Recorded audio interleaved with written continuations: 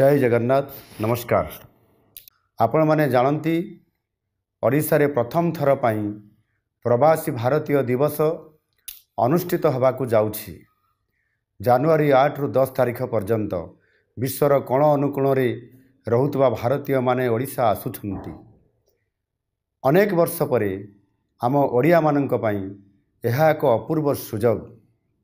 विश्व दरबार रे ओडिशार मर्यादा को सम्मान को प्रतिष्ठित करने आमे समस्ते संकल्पबद्ध।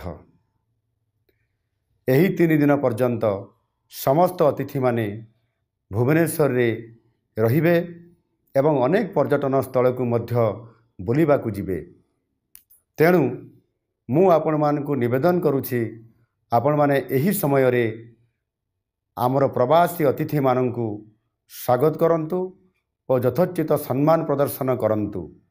सेमाने जेपरी अनुभव करिवे जे सारा ओडिशा समान को स्वागत करिया पाई प्रस्तुत रहिछि। रास्ता घाटरे सेमाने किछि आवश्यकता अनुभव कले सेमान को तुरंत साहाय्य करंतु। सेमान को एपरी सुंदर व्यवहार करंतु जेपरी सेमाने अनुभव करिवे जे सेमाने प्रकृतरे निज जन्म माटी रे निज देश रही अछंती।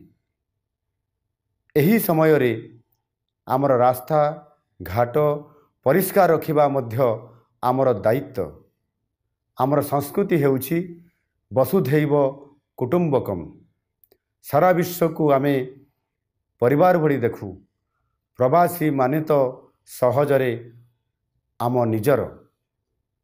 आसंतु आमे समस्ते मिसी प्रवासी भारतीय दिवस को सफल करिबा। प्रवासी भाई भौणी माने तांको जीवनर सबुठारु भल अनुभूति पाइबे से दिगरे प्रचेष्टा करिबा।